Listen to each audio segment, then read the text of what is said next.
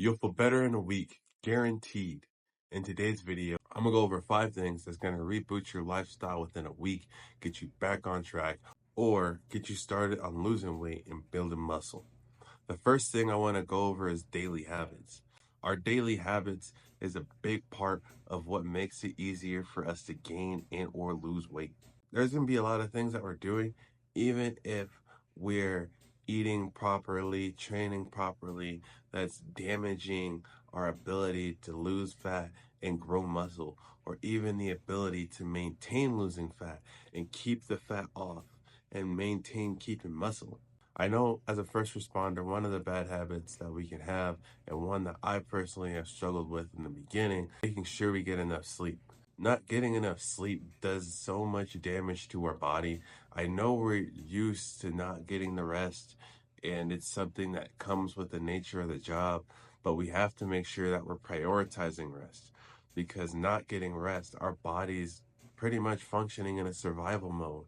It's not doing the things that we would love for it to do to focus on muscle building and losing fat. Another bad habit that I know we can have is constantly eating sweets and junk food. We have so many appreciation weeks, and those foods are more shelf life stable. So at like headquarters and in department, when people come bring food, that's what they bring, right? They bring cookies, they bring pizza. Headquarters might have Pop-Tarts and fruit snacks. We need to make sure for ourselves that we're starting to build those healthier snack choices and eat healthier options on a consistent basis that can help get us into that fat burning process, that muscle building process, so we could jumpstart and maintain it going forward.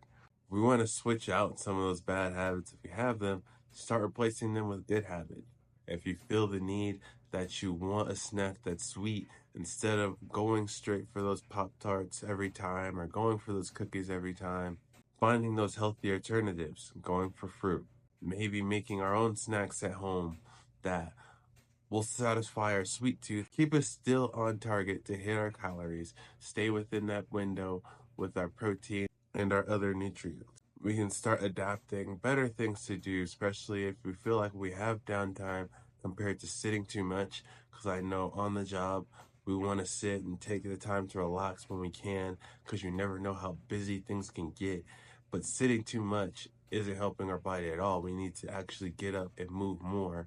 So taking those opportunities to get out the car and walk, to do some light stretches when we can, those subtle switches from getting out the car and walking, adding some light stretches into your day can be great, not only for your health in the short term, but if they're habits that we're able to continue, you'll see benefits in your long-term health as well. Second, I'm gonna go over food lists. With food lists, it's easy when we buy shit food at all to eat it while we have it at home. I personally avoid buying things that's easy for me to over snack on, that can be horrible for calorie deficits if I'm in a cut.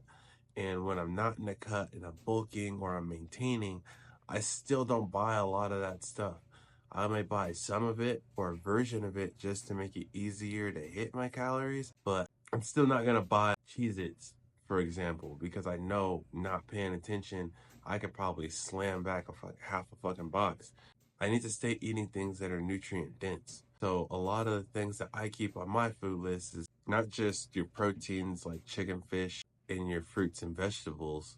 I'll also end up making sure that I buy snacks like popcorn, because I know I have a bad snack problem myself. So if I'm gonna snack on something, popcorn is low in calories. The popcorn I have right now is 120 calories per serving.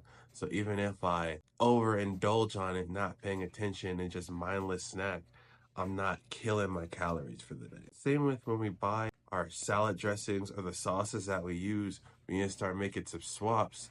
And those subtle swaps, going from a barbecue sauce that can be 150 calories per serving to the one I use now is 70 calories.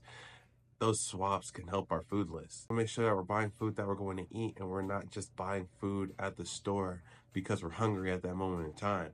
This can not only save your budget, but It keeps you mindful about what you're buying and what you're realistically going to eat during the week. I personally like creating my meal plan before going to the store. Even if I have snacks written on there, I have snacks in mind that I want to make. And if I don't have a snack that I want to make, I have some go-to snacks in my head that I know I can fall back on that can either target a sweet tooth or cravings for salty food. Eating things that are naturally salty without having to increase my sodium intake by a lot, because we want to make sure we keep our heart safe as well. Third, we want to make sure we implement some breathing drills. The great thing about breathing drills is we can implement them nearly any time at any place. They don't take very long to do. There's box breathing, where you literally can think of breathing in a square.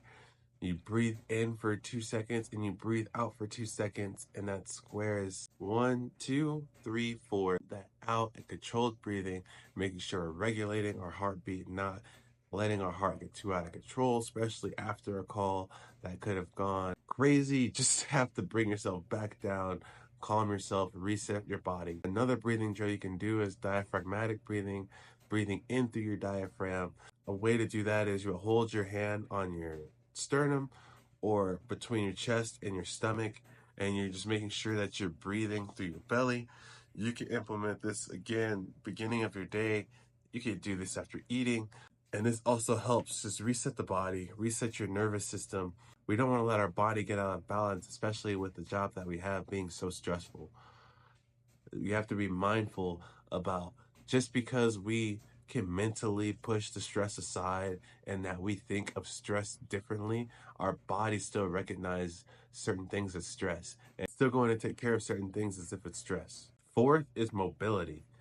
Not only does mobility do great with maintaining our blood pressure, keeping our heart stable, and being able to bring down stress, it also is great for our job, for our ability to function and not have to deal with as many injuries, because we're reacting a lot of the times. There's not a lot of times as a first responder where we're going into a situation with a plan knowing that this is what's going to happen. We have to expect the unexpected and be able to react and move quickly and effectively. And you don't want to put your body in a place where it's at an unfamiliar angle and you just have to push and muscle through. And now we're in a position where our body's freaking the fuck out because it's like, wait, hold on. I'm not up yet for the day. I haven't had a chance to adjust. Adding this mobility before your shift can be great, and you can double down and add this at the end of your shift. This can give you a chance to be more mindful, bring yourself down mentally, start preparing yourself to go home, relax at the end of the day, or even before you go to the gym, if you're going to the gym at the end of your shift. Adding that mobility can be great. Adding that mobility not only does great for the body, but it does great for that mindset switch where you could turn your brain off, thinking, I'm off work, I'm not in a high risk situation. And you can even use it, that switch, before going to work. I need to prepare myself for what might happen. I'm going to stay safe. How am I going to adjust things? How am I going to deal with this stress for today? And fifth, we need to have a hydration checklist. It's super easy for us to not be hydrated. We can get so focused on going to calls, but we can always make sure we stay hydrated. I have a water bottle that I carry with me all the time. It's 32 ounces. I know at 4 of those, I'm drinking a gallon of water. That's easier for me because I know that if I carry a giant gallon jug, I'm not going to drink that all day. I might drink at it here and there, but I'm going to forget to finish it, and it's clunky to carry around. So I found out that just that little bottle works for me. You could do that if that works for you, having the gallon jug. I've seen people mark down on the jug, which is great, how much water to finish at different times. By 9 a.m., you should have to drink this much. By 10 a.m., drink this much. By 11, whichever you could do to help you get your water in, do that. There's more than one way to do it. Also, too, of drinking that high amounts of water, if you're a smaller person, is hard to do. You can get in water-based fruits. It's another way to make sure you're getting your hydration. So getting in some watermelon and other fruits like that that are just high in water, those things help as well. It's not just all about trying to force yourself to just chug down water as much as possible. If you do these 5 things, your 7-day reboot will kick off and happen faster than you know it. Now, after that, we just have to maintain the momentum that we got started and keep on going. Till next time.